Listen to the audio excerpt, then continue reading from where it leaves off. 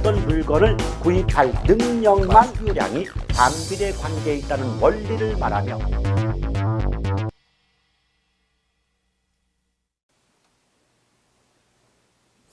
자, 47쪽의 아래를 보시면 3번에 개별성이라고 나와 있죠. 우리가 1, 2월 기본 수업 드릴 때 뭐라고 말씀드렸습니까? 개별성 공부할 때는 개별을 반대로 읽어보시면 별개다라고 나올 수 있다 하지 않았습니까? 그럼 별개라는 말은 같다는 건가요? 다르다는 건가요? 다르다는 거죠. 그래서 토지는 완전히 동질적인 동일한 토지가 존재할 수 없다는 특성을 우린 개별성이다라고 보는 거죠. 결과적으로 토지는 저마다 다를 수밖에 없다는 거예요. 그런데 토지의 면적이나 형태는 같을 수 있지만 위치까지 같은 토지는 존재할 수 없기 때문에 토지는 결국 이질품, 이질적인 재화이다라고 볼 수가 있겠습니다. 또 이질품의 경우에는 이름하여 일물일가의 법칙이 성립하지 않거든요. 일물일가의 법칙은 동질적인 하나의 물건에는 일가, 하나의 동일한 가격만이 성립한다는 법칙이 일물일가의 법칙인데요. 그 일물일가의 법칙은 동질품일 때만 성립하는 법칙이에요. 그런데 개별성 때문에 토지는 저마다 다르다면 토지는 이질품이고 즉 동질품이 아니니까 일물일가의 법칙이 성립할 수 없어요. 또한 일물일가의 법칙은 완전 경쟁 시장에서 성립하는 법칙인데 그 일물일가 법칙이 성립하지 않는다면 결국 부동산 시장은 완전 경쟁 시장이 아니라 불완전 시장일 수밖에는 없는 거죠. 이걸 묶으면 부동산의 자연적 특성 중 개별성 때문에 토지는 이질적 재화이므로 일물일가의 법칙이 성립하지 않게 됨에 따라 부동산 시장은 불완전 시장화된다. 이렇게 문장이 나올 수가 있게 됩니다. 또한 개별성 때문에 모든 토지는 저마다 다르기 때문에 결국 모든 토지에 공통적으로 동일하게 적용될 수 있는 원리나 이론을 발견하기가 쉽지 않다는 점이죠. 더불어 특정 지역을 대표하는 토지를 표준지라고 말하는데 토지는 저마다 다르다 보니까 그 표준지, 대표하는 토지가 무엇인가 이 표준지를 선정하는 게 쉽지 않다는 거죠. 그러므로 표준지의 선정이 곤란하며 모든 토지에 동일하게 공통적으로 적용될 수 있는 이론이나 원리의 발견이 쉽지 않다는 점도 모두 이 개별성과 관련된 특징이다라고 보시면 되겠습니다. 또한 하나의 문제 푸는 요령이 있다면 개별 분석, 아직 개별 분석이 뭔지 모르신다 할지라도 그 개별 분석이나 부동산 현상과 활동이 개별화된다. 이런 문장 속에 공통적으로 들어가는 단어가 개별 아니겠습니까? 그럼 개별이라는 단어가 들어가 있다면 특성은 무조건 개별성을 정답으로 삼아주시면 되겠다는 겁니다. 아시겠죠? 자, 그래서 또한 이 개별성은요. 대체할 수가 없다는 특성이거든요. 무슨 말이냐? 우리가 무엇인가를 대체한다는 건 다른 것과 바꾸어 쓴다는 의미가 돼요. 그렇죠? 근데 무엇인가 대체, 바꾸려면 동일 또는 유사, 같거나 비슷해야 바꿀 수가 있는데 개별성 때문에 토지는 저마다 다르다 보니까 토지 상호 간에 물리적으로 대체하기는 어렵다는 거죠. 그러므로 개별성을 다른 말로 비대체성이라고 말할 수가 있는 것이고요. 따라서 문제를 푸실 때 어떤 문장이 굉장히 복잡하고 긴 문장이 나온다 할지라도 그 문장 속에서 대체가 제약된다, 대체가 곤란하다 이런 식의 말이 나오게 되면 특성은 개별성을 정답으로 삼아주시면 되겠습니다. 자, 파생 특징을 보게 되면 어떤 말이 나오고 있어요? 지금 48쪽의 가로 2번 파생 특징을 보면 1번 토지는 이질적 재화이므로 일물일가의 법칙이 성립하지 않아 불완전 시장화되고 표준지 선정이 곤란하다는 말이 나와 있고요. 또한 개개의 부동산을 구별하고 가격이나 수익 등이 개별화되므로 개별 분석의 필요성이 제기된다. 이 말 속에서도 개별화된다, 개별 분석이 필요하다. 전부 개별이라는 단어가 반복되고 있지 않습니까? 이렇게 개별이라는 단어가 나오면 특성은 개별성이 답이다라고 보시면 되겠고요. 또 물리적 측면에서 비대체적이다 그랬어요. 그 말은 뭐냐면 물리적 측면이란 말은 토지의 위치나 형태나 면적의 관점을 얘기하죠. 그래서 이런 물리적 관점에선 완벽히 같은 땅이 없으니까 대체할 수가 없지만 용도적 관점에서는 대체가 가능하다라고 볼 수가 있는 거고요. 또한 동그라미 5번에 보면 부동산 활동이나 현상이 역시 개별화된다. 개별자가 붙어 있고 더불어 두 번째 줄에 공통적인 원리나 이론의 도출이 어렵다는 말도 들어가 있지 않습니까? 이런 모든 것들은 개별성과 관계가 있다라고 보시면 돼요. 자, 4번에 인접성 나오죠. 자, 인접성은 연결성 또는 연접성이라고도 하는데 이웃한 토지, 이웃한 토지를 두 글자로 줄이면 인지라고 볼 수가 있거든요. 그럼 인지 상호 간에 이웃한 토지 상호 간에는 좋든 나쁘든 영향을 주고받는다는 특성을 우린 인접성이다라고 볼 수가 있을 겁니다. 근데 인접성 때문에 지역 분석 외부 효과가 발생하게 되는데요. 우리 1, 2월 기본 수업 때도 무엇이라고 말씀드렸습니까? 지역 분석 외부 효과라는 말이 나오게 되면 부동성 아니면 인접성이 답이 된다는 말씀을 드린 바가 있지 않습니까? 그럼 한번 살펴볼까요? 자, 여기 A 토지와 B 토지가 이웃한 토지, 줄이면 인지가 돼요. 인지 상호 간에 영향을 주고받는다는 특성이 인접성이지 않겠습니까? 이런 경우에 A 토지는 주거 용도로 이용되는 반면 B 토지는 공업 용도로 이용되고 있다면 결국 공장 옆에 집이 있다는 의미가 될 것이고 공장의 의도와는 관계없이 영향 때문에 집값이 하락한다는 불리한 결과가 발생하고 있죠. 자, 의도하진 않았지만 불이익이 초래되는 경우 우리는 부의 외부 효과가 발생한다 이렇게 말하고 있지 않습니까?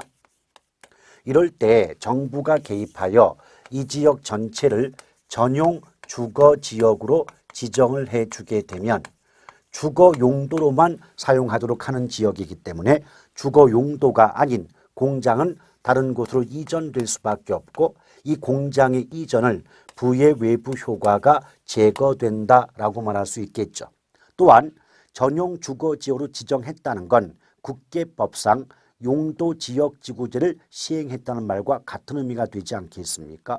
따라서 이걸 묶으면 부의 외부 효과 발생 시 지역지구제 시행 주장의 근거가 되는 특성은 인접성이다. 이렇게 말씀드릴 수가 있을 거예요.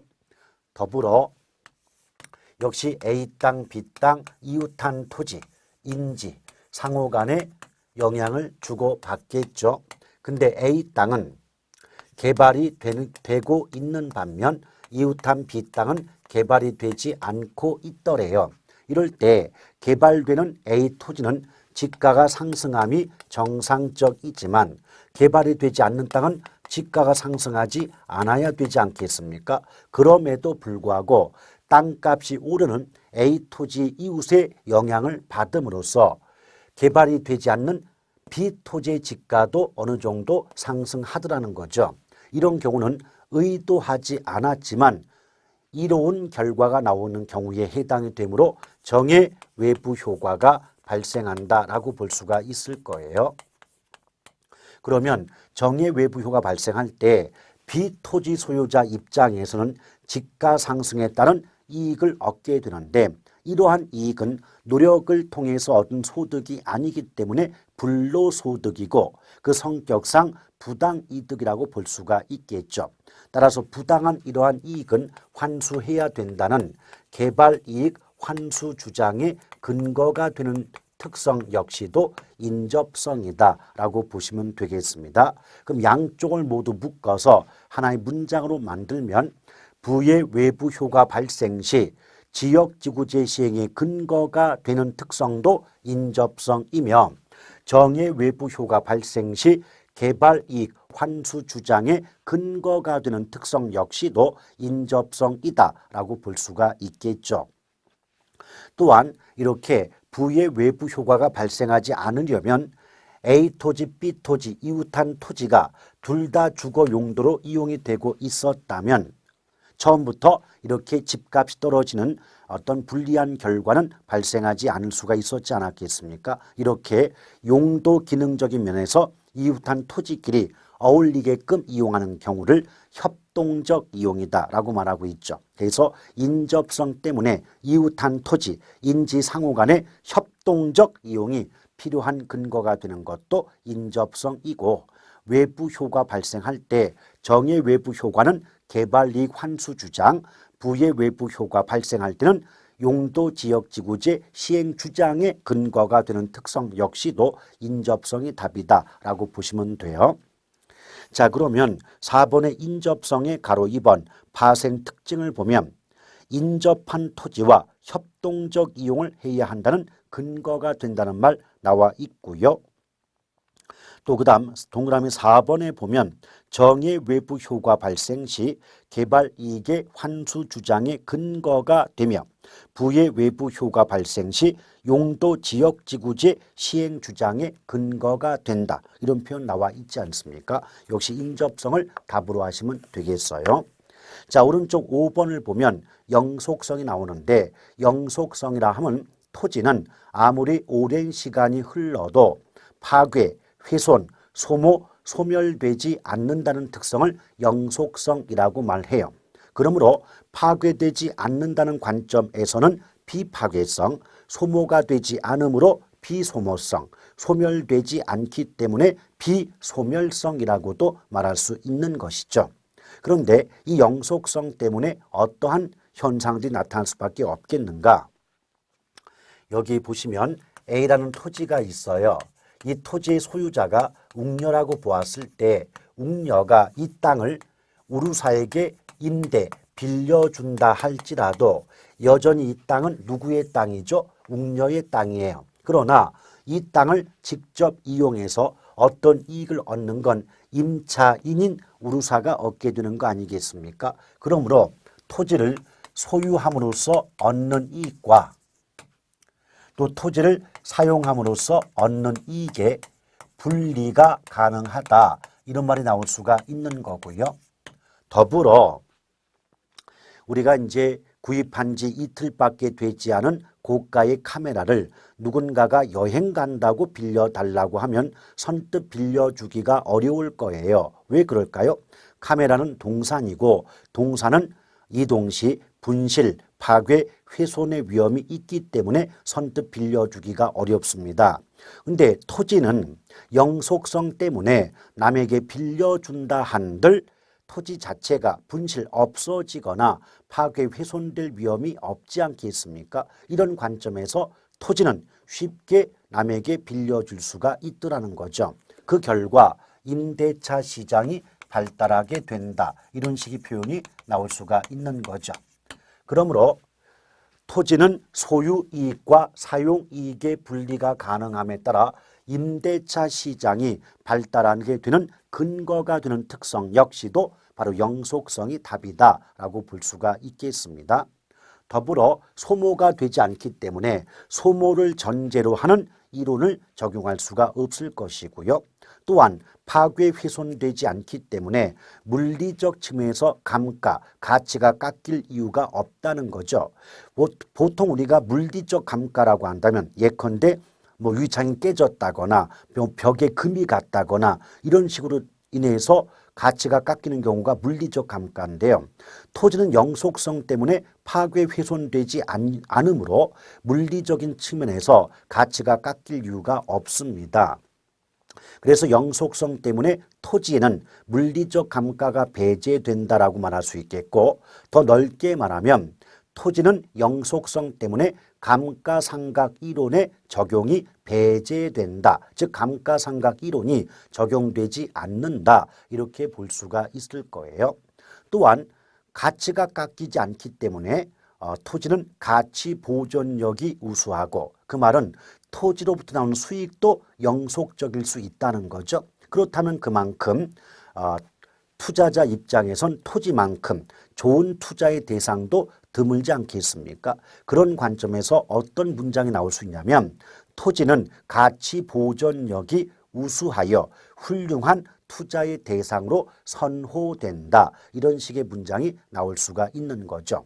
더불어 토지는 소모가 되지 않으니까 다시 만들 필요가 없어요. 그럼 다시 만들 필요가 없다면 다시 만들 때 들어가는 비용을 구할 수가 없기 때문에 역시 토지에는 원가 방식을 적용할 수 없다는 말이 나올 수가 있는 거죠.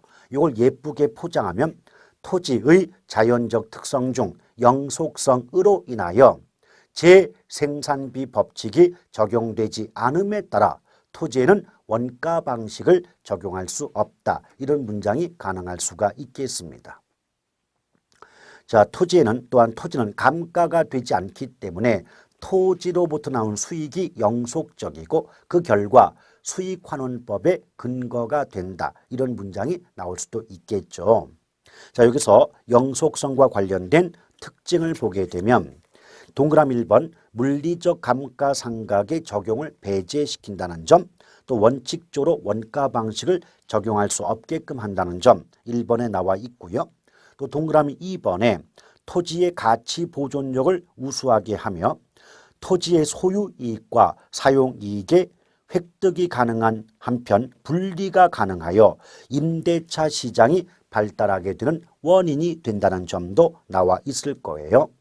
또한 동그라미 3번에 토지로부터 발생하는 수익도 영속적이니까 그 아랫줄 훌륭한 투자의 대상이므로 투자재로서 선호가 된다는 점, 또 동그라미 4번에 소모를 전제로 하는 재생산 이론이나 사고방식을 적용할 수 없게 한다는 점, 이런 말들이 쭉 나와 있지 않습니까? 이런 것들이 나오면 영속성을 답으로 하시면 됩니다. 자, 그 아래 확인 문제 한번 풀어보겠어요. 토지의 자연적 특성 중 영속성에 관한 설명으로 옳은 것을 모두 고른 것 그랬습니다. 자, 기억번 토지의 집약적 이용과 토지 부족 문제의 근거가 된다.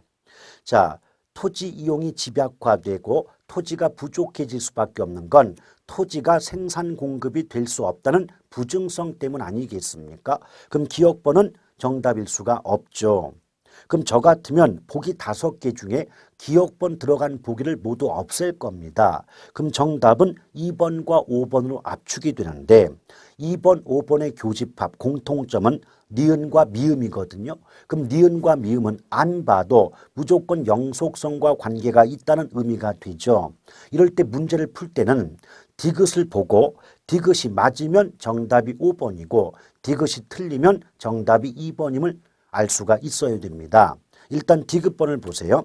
부동산 활동을 임장 활동화시키며 감정평가 시 지역 분석을 필요로 한다. 자, 임장 활동은 현장 활동이죠. 왜 토지가 있는 현장까지 가야만 됩니까?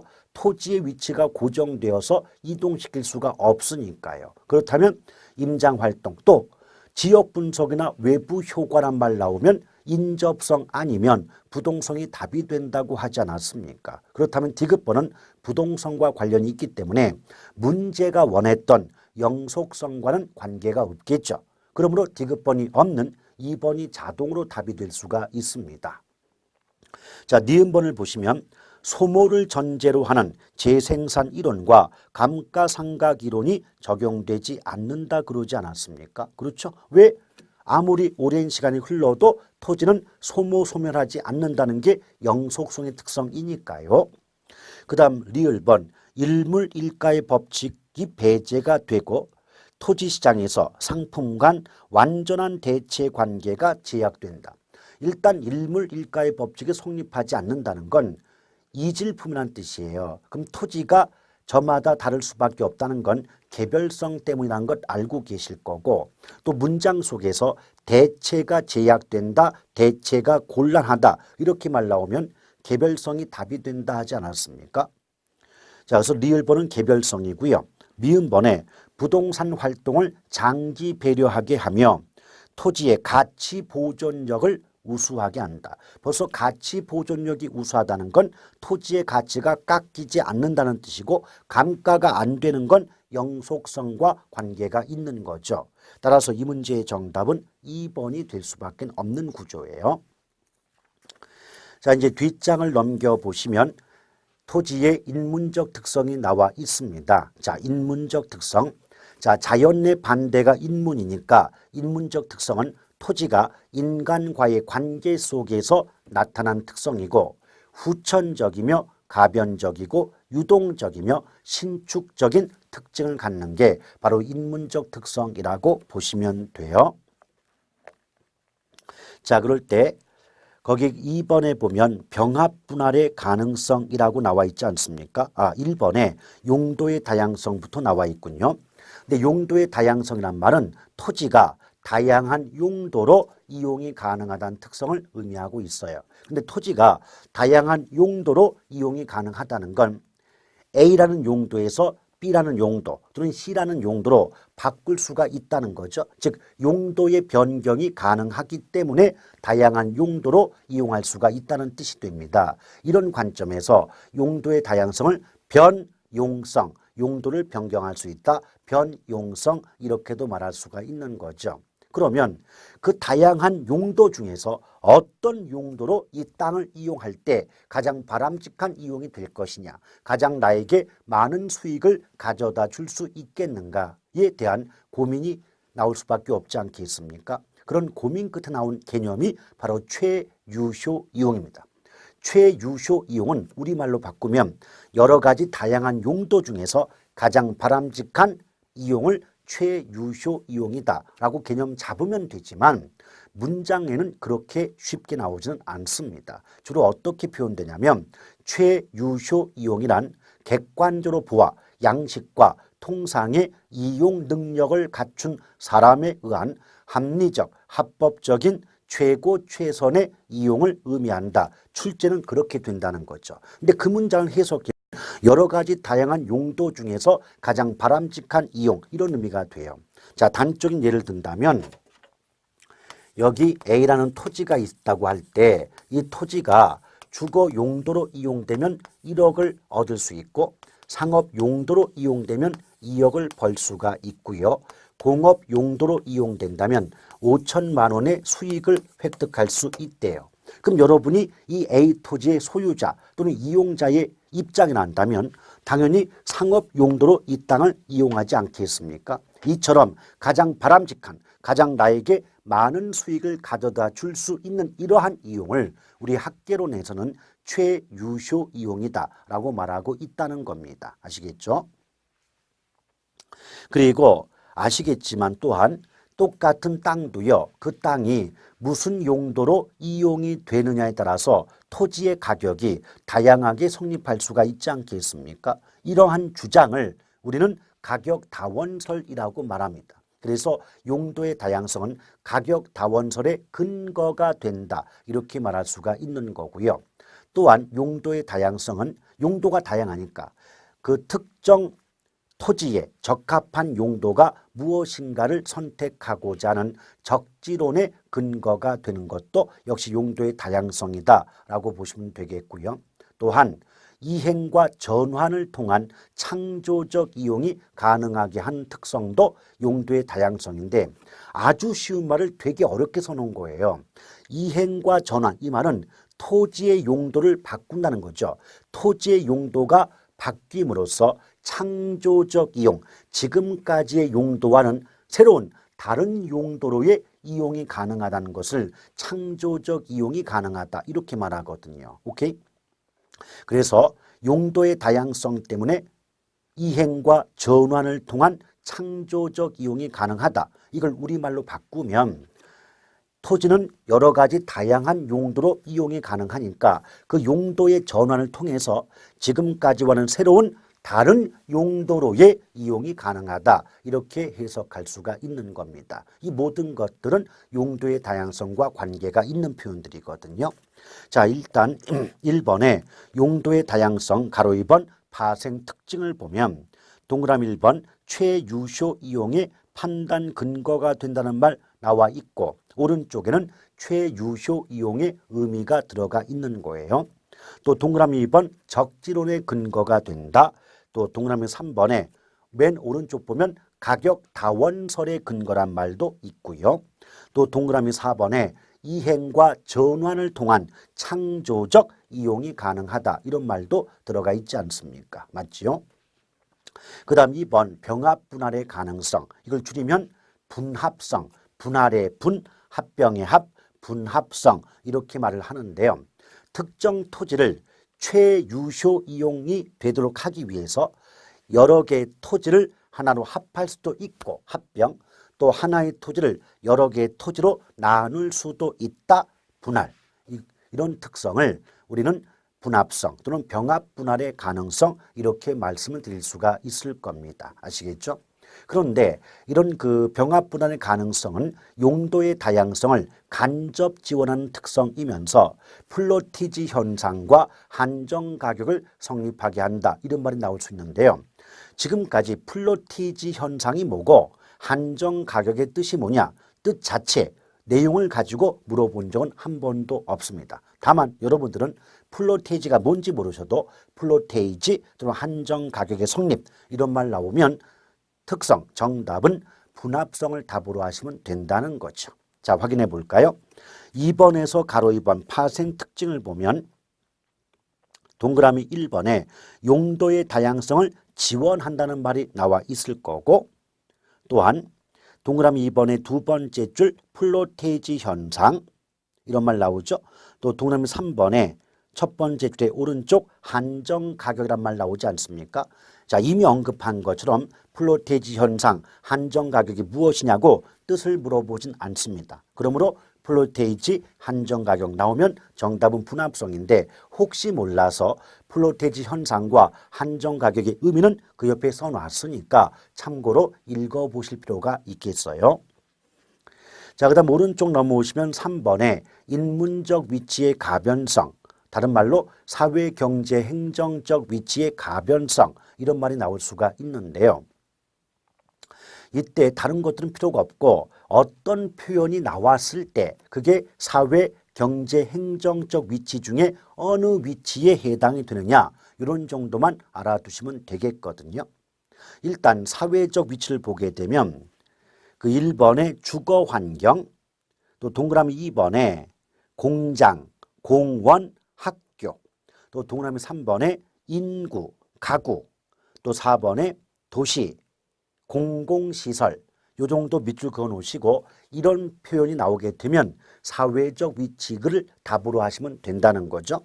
또 경제적 위치는 경제라는 말 자체가 돈 냄새가 나지 않습니까? 그렇죠? 그러다 보니까 동그라미 1번에 교통, 동그라미 2번에 경제, 소득, 경기, 또 동그라미 3번에 물가, 임금 이런 말 나와 있지 않습니까? 그러면 교통이란 말은요 어느 곳에 나와도 경제에 집어넣으시면 되겠고 나머지 소득이다, 물가다, 임금이다, 경제다, 경기다 이 모든 말들이 돈과 관계가 있고 경제적이라는 말과 연결성이 있다는 것은 충분히 해석될 수가 있지 않겠습니까?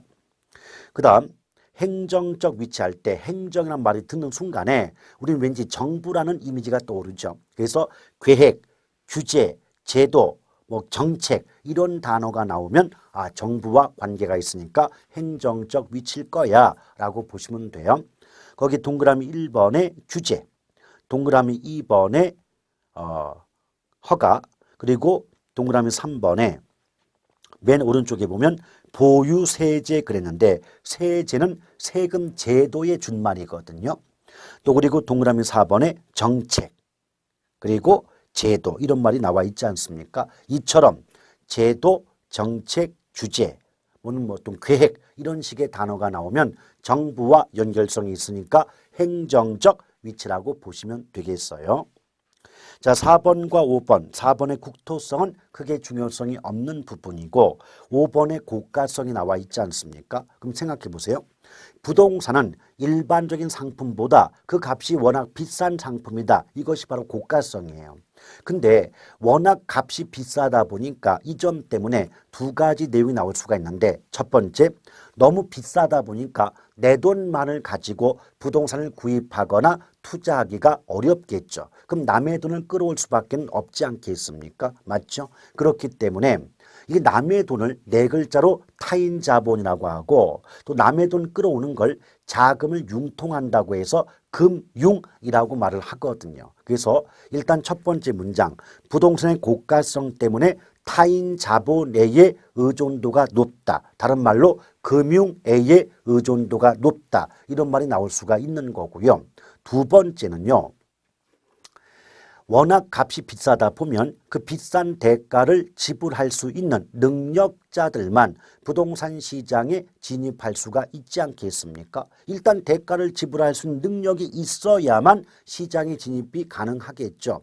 그러므로 고가성 자체가 일종의 시장 진입 장벽이 되면서 아무나 시장에 들어오지 못하게 막아버리니까 그 결과 부동산 시장의 참여자는 많을 수가 없죠. 적을 수밖에 없겠죠. 그래서 이 문장을 만들면 어떻게 나오느냐.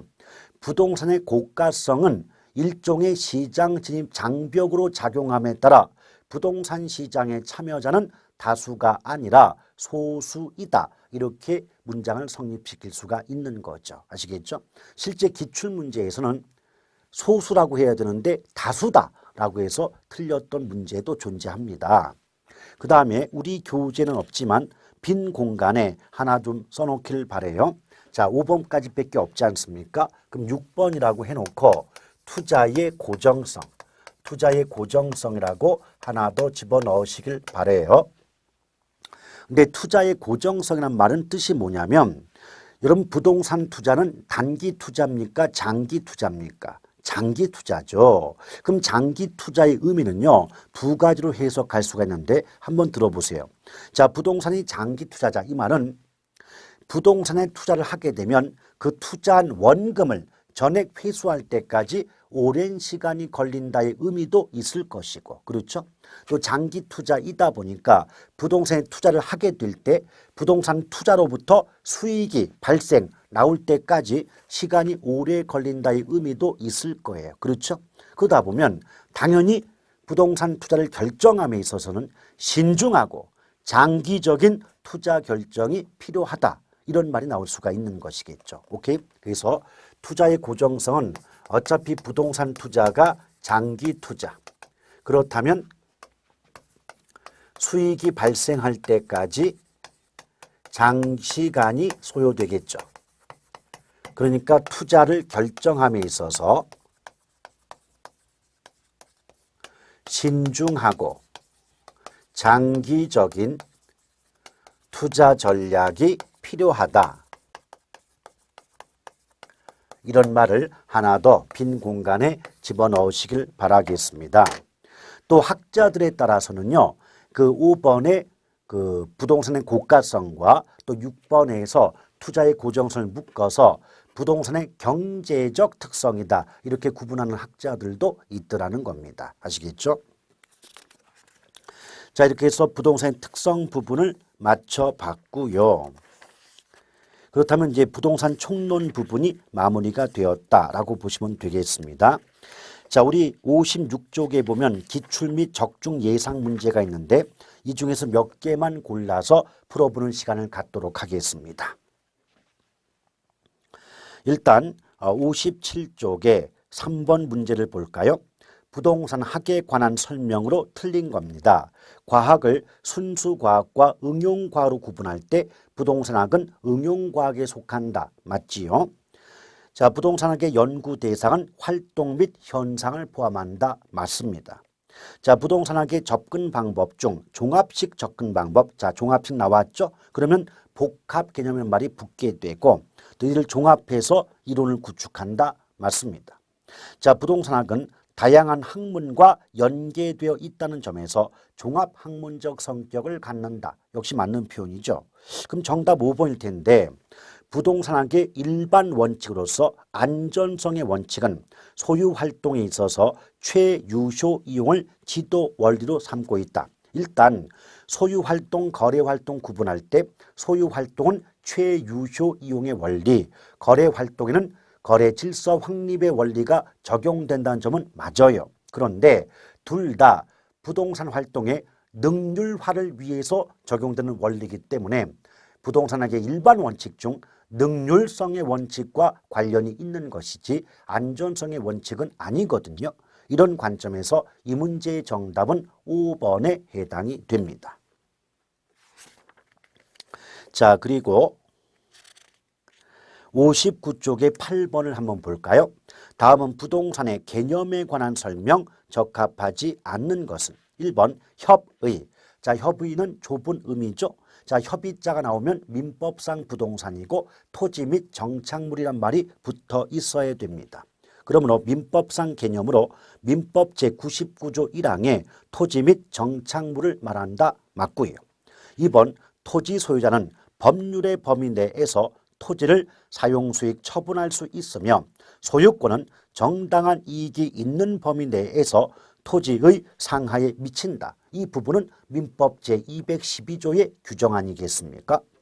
자, 3번 협의의 부동산을 포함한 공시수단을 갖춘 독립된 거래의 객체로 인정되는 것을 광의의 부동산이라 하며 이러한 개념상 구분은 경제적 측면의 구분이다. 자, 저번 시간에 설명드릴 때 일단 협의, 광의, 즉 좁은 의미, 넓은 의미 이런 말 나오는 순간 그 순간 이미 법률적 측면의 부동산이지 경제나 기술적 측면의 부동산이 아니라고 말씀을 드린 바가 있지 않습니까? 그래서 이 문제의 정답은 3번이 되는 거죠. 나머지 보시면 법률상의 공장재단, 광업재단, 어업권, 항공기 등은 의제부동산, 즉 준부동산이고 준부동산은 광의, 넓은 의미의 부동산에 포함이 되겠죠.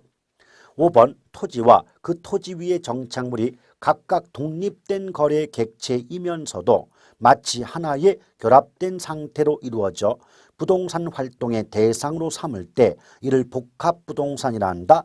옳은 표현입니다. 정답은 3번. 자, 그 다음 13번 문제를 한번 볼까요?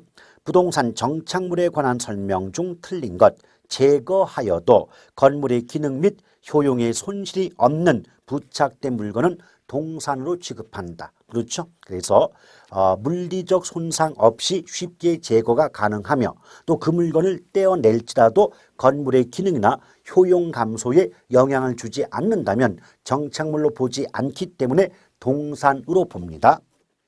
자, 토지에 정착되어 있으나 매년 경작 노력을 요하지 않는 나무와 다년생 식물 등은 부동산의 정착물로 간주되지 않기 때문에 자, 이미 틀렸죠. 왜? 우리가 정착물을 독립정착물과 종속정착물 구분할 때 종속정착물의 대표적인 예가 바로 매년 경작의 노력을 요하지 않는 나무나 다년생 식물 아니었겠습니까? 그럼 종속이든 독립이든 정착물은 맞는데 정착물로 간주되지 않는다고 했기 때문에 이미 이 문장은 틀린 겁니다. 그래서 이 문제의 정답은 2번이 되는 거죠. 자, 그렇게 보시면 되겠고, 자, 그 다음 어디로 한번 넘어가 볼까요? 예, 21번 보도록 합니다. 65쪽에 21번 토지 분류에 관한 설명으로 옳은 것을 모두 고른 것 그랬습니다. 기억번 나지는 필지 중 건축물을 제외하고 남은 부분의 토지 그랬는데 자, 하나의 필지 중에 건축물을 제외하고 남아있다는 건 그 공간이 비어있다는 의미가 되거든요. 그럼 얘는 빌공자 땅지를 써서 공지라고 해야지 나지라고 말할 수는 없는 거죠. 그럼 기억번은 틀렸습니다.